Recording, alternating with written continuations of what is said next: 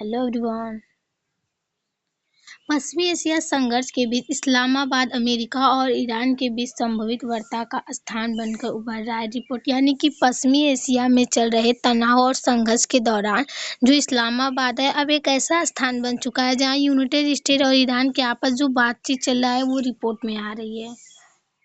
पृष्ठभूमि पश्चिमी Asia middle east में अमेरिका, ईरान और इजराइल के बीच तनाव तेजी से बढ़ रहा है। यानी कि मिडिल ईस्ट क्षेत्र में यूनाइटेड स्टेट, ईरान और इजराइल के बीच जो विवाद, झगड़ा, मतभेद है वो तेजी से बढ़ता जा रहा है, जिससे कि जो वहाँ की स्थिति है बहुत ज़्यादा गंभीर है। हाल ही के हफ्तों में सैन्य टकराव, मिसाइल हमले और तेल आपूर्ति को लेकर संकट गहरा गया है। यानी कि मतलब पिछले कुछ वर्ष समय में देखा जाए तो देश के बीच सेना की जो झगड़े थे वो काफ़ी तेज़ी से बढ़े और जो मिसाइल भी थे उसके हमले भी हैं और जो तेल की सप्लाई थी काफ़ी उसमें महंगाई भी दिखाई दी। इस स्थिति को नियंत्रित करने के लिए कूटनीतिक प्रयास तेजी हुआ। यानी कि एक ऐसी अंतर्राष्ट्रीय सामने कूटनीति आई जिसको प्रयास किया गया रोकने के लिए। इस्लामाबाद क्यों चर्चे में? रिपोर्ट्स के अनुसार पाकिस्तान की राजधानी इस्लामाबाद को अमेरिका और ईरान के बीच संभावित बातचीत के स्थान के रूप में देखा जा रहा है। यानी कि जो इस्लामाबाद है, रिपोर्ट के अनुसार अगर देखा जाए तो जो पाकिस्तान की राजधानी इस्लामाबाद है वो अमेरिका और ईरान के बीच संभावित बातचीत के स्थान के रूप में देखा जा रहा है।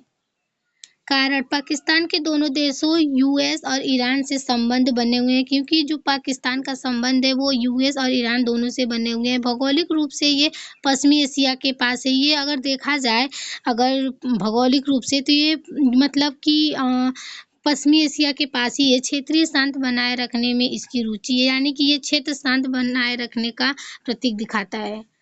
क्या वास्तव में वार्ता होगी? अभी तक कोई आधिकारिक पुष्टि नहीं हुई। यानी कि अभी तक तो कोई पुष्टि सामने नहीं आई है कि इस्लामाबाद में वार्ता निश्चित रूप से होगी, कि इस्लामाबाद में ही ये निश्चित हुआ है। अमेरिका और ईरान के बीच बातचीत अभी सीधी नहीं है, बल्कि ईरान ने कई बार कहा है कि औपचारिक बातचीत हो रही लेकिन संदेशों का आदान प्रदान हो रहा है। वहाँ पर बातचीत नहीं हो रही है लेकिन संदेशों से वहाँ पर आदान प्रदान हो रहा है।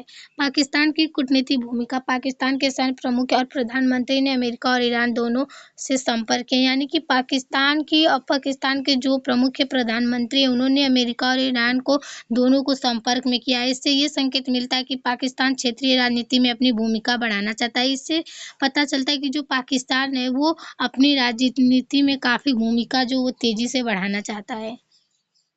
वैश्विक भू राजनीतिक प्रभाव। अमेरिका की रणनीति। ईरान के परमाणु कार्यक्रम को नियंत्रित करना। यानी कि जो ईरान के परमाणु हैं उनको संभालने की कोशिश की जा रही है। पश्चिमी एशिया में अपने सहयोगी विशेषकर इजराइल की सुरक्षा। यानी पश्चिमी एशिया में उनके सहयोग करके इजराइल की सुरक्षा की जा रही है। प्रत्यक्ष युद्ध से बातचीत हुई। कूटनीति प्लस दबाव की नीति। यानी कि वहाँ पर युद्ध के साथ बचाने की और दबाव की भी नीति सामने आई है।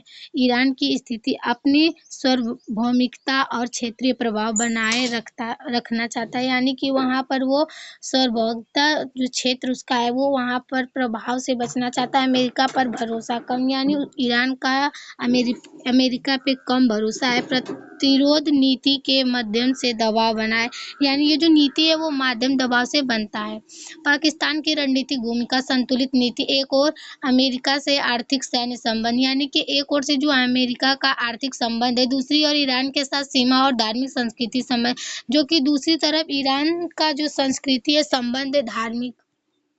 संभावित उद्देश्य। अंतर्राष्ट्रीय मंच पर महत्व बढ़ाना। यानी कि अंतर्राष्ट्रीय जो मंच है उस पर अपना वो महत्व बढ़ाना चाहता है। आर्थिक सहायता और कूटनीतिक लाभ प्राप्त करना। वो अपनी राजनीतिक में आर्थिक सहायता चाहता है जिससे कि उसे लाभ प्राप्त हो।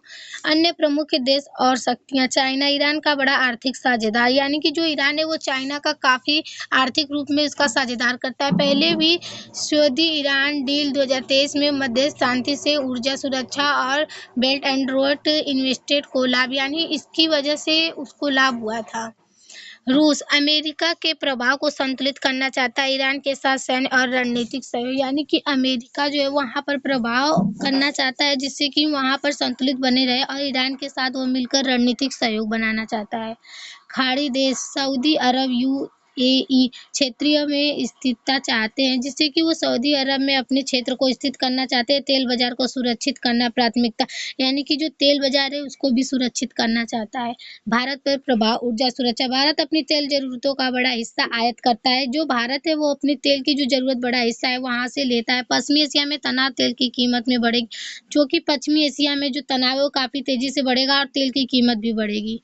प्रवासी भारतीय, लाखों भारतीय खाड़ी देशों में काम करते हैं, जो कि भारत के लोग खाड़ी देशों में काफ़ी काम करते हैं संघर्ष बढ़ाने पर उनकी सुरक्षा चिंता। अगर वहाँ पर संघर्ष बढ़ता है तो उनकी जो उनकी जो रोज़ का काम है उसको उस पर सुरक्षा की बात आती है।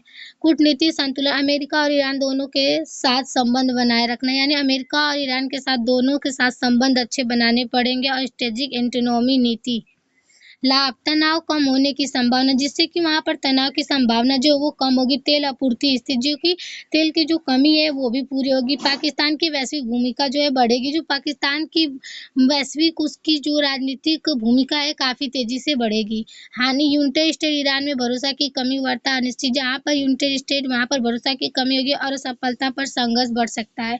निष्कर्ष, इस्लामाबाद का नाम संभावित वार्ता स्थल के रूप में सामने आया, जो कि इस्लामाबाद का नाम वार्ता स्थल के रूप में सामने आ चुका है, लेकिन अभी ये पुष्टि नहीं हुआ कि वर्तमान में बातचीत अप्रत्यक्ष और प्रारंभिक स्तर पर, जो कि अभी पुष्टि नहीं हुआ है कि ये बातचीत प्राथमिकता स्तर पे हुई है। Thank you every